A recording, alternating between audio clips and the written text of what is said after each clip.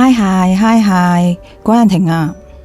琴日一代鬼后思明設靈。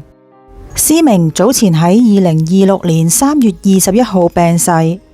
思明嘅喪禮會喺4月22號大圍寶福紀念館設靈。即日做完大殮儀式之後，靈柩隨即會移送去富山火化場火化。靈堂入邊佈置以白色玫瑰為主，思明喺靈堂嘅照片亦都以大量嘅白玫瑰為主，襯托出思明嗰種潔淨同埋優雅嘅感覺。牌匾上面仲寫住轉身淨土，前面仲擺放咗6個以白色玫瑰為主嘅花牌，有大媽李詠翰同太太嘅巨型心形花牌放正喺中間。而右手邊就放咗李詠豪送上嘅花牌，仲有左邊李家鼎送上嘅花牌，上面寫住思明摯愛靈佑，永遠懷念李家鼎敬挽。前排仲有3個細心心嘅花牌，寫住孫仔孫女送上。當日細媽李詠翰同爸爸李家鼎同埋佢嘅太太 Agnes喺下晝嘅4點左右到達寶福紀念堂，但係去到靈堂門口，有工作人員攔住佢哋，話唔俾 Agnes 進入呢個靈堂，叫佢喺靈堂外面等候。記者問到 Agnes 有乜嘢想同奶奶講，佢身邊有個朋友代佢答咗，佢放咗喺個心入面講噶啦。記者不斷追問佢有冇覺得委屈啊？有冇掛住奶奶啊？佢一直都不發一言。由詠豪嘅表妹黃雨詩同埋朋友護送之下離開咗場地。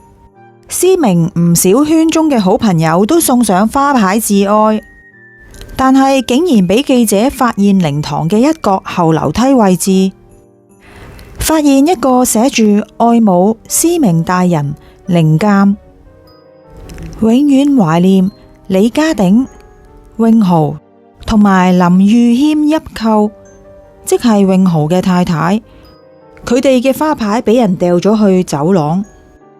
正常一定會放喺靈堂當眼嘅位置，好多人都推測係大媽李詠翰做。講到大媽李詠翰，佢喺晏晝嘅2點50分左右，同太太仔女一同到達寶福山紀念館。佢被傳媒問到可唔可以講2句，跟住佢就雙手合十咁樣同傳媒講多謝關心，之後就行咗入靈堂。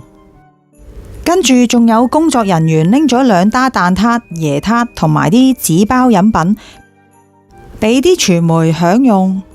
接住又有一位女工作人員向傳媒表示，李詠翰今日係唔會出嚟接受訪問噶。思明生前嘅好友黃夏蕙亦都有到靈堂致祭。佢接受訪問嘅時候表示，同李詠翰、李詠豪2兄弟好細個已經識噶啦。佢哋2兄弟嘅感情好好，好乖。喺靈堂見到佢哋都好和善，氣氛好好。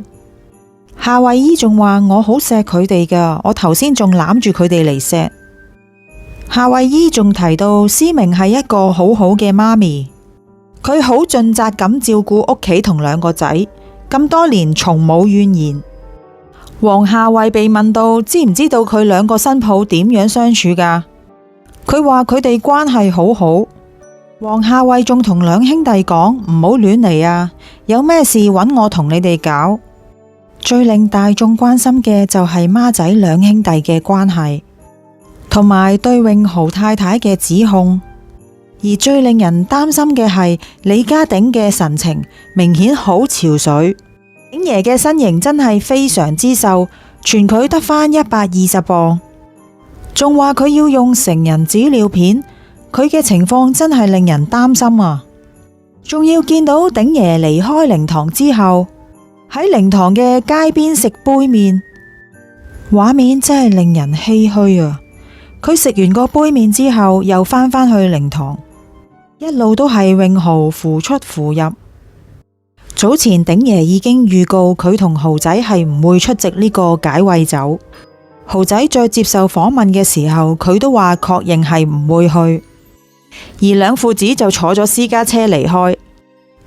而同一時間有5、6位喇嘛完成咗法事離開，亦都友善咁樣同記者揮手道別。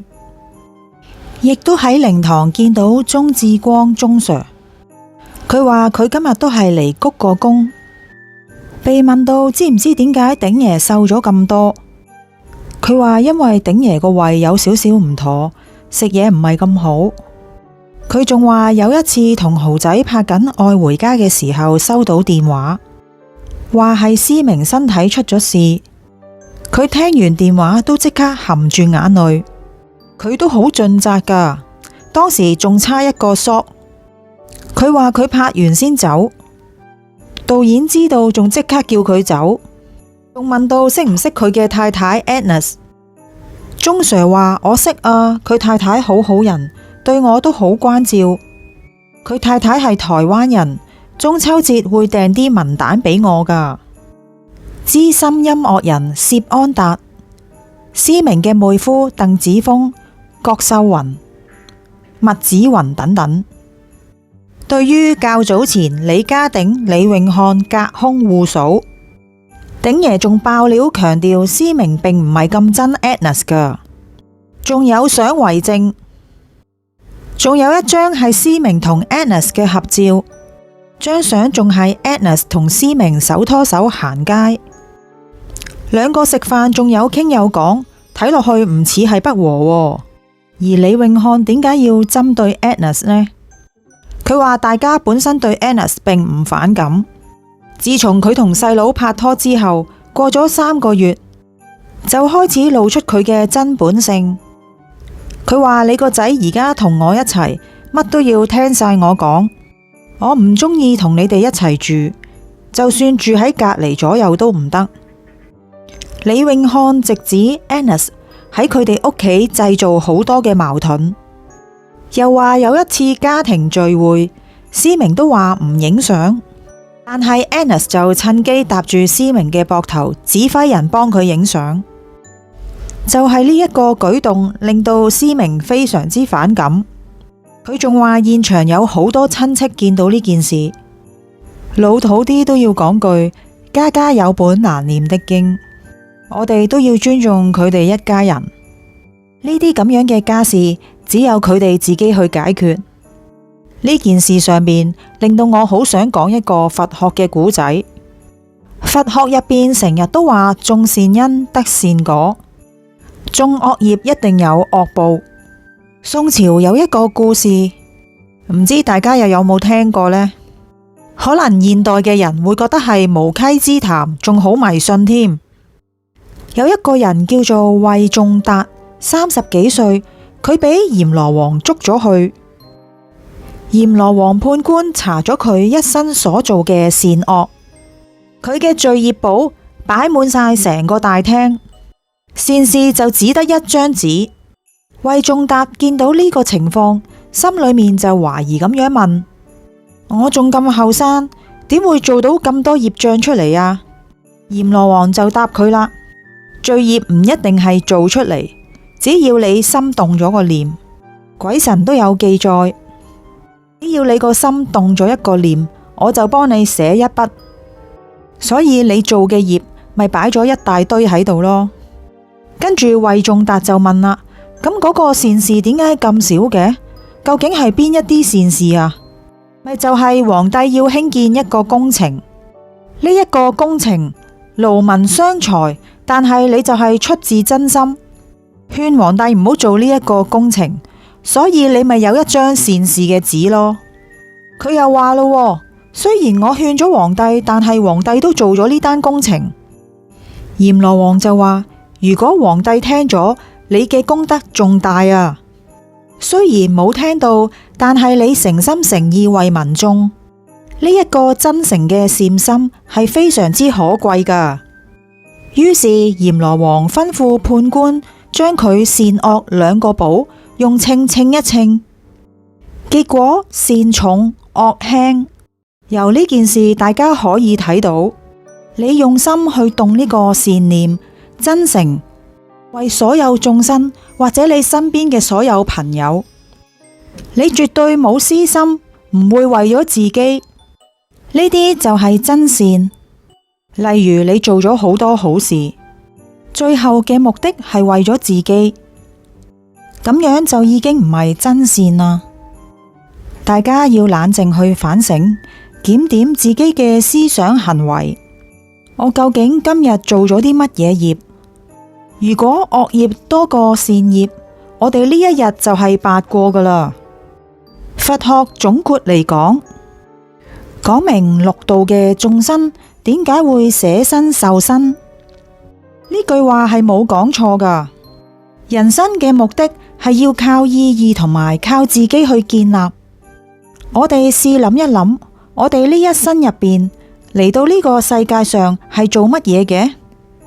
如果你過去幾世一路都係做善業，你呢一生就會嚟享福。如果你過去嗰幾世係做惡業，你呢一生就係嚟受罪。呢啲就所謂佛學嘅人生酬業啦。所以你自己條路係點樣行，就係由自己去決定。你做每一件事真係為咗自己好啊，定係為咗別人好？自己真係要諗清楚。每件事都真係要發自自己內心去做。就係所謂嘅種善因得善果。今日就分享住咁多啦，大家想支持我嘅就記得訂閱我嘅頻道，share 俾朋友，同埋喺條片下面讚好啦。拜拜。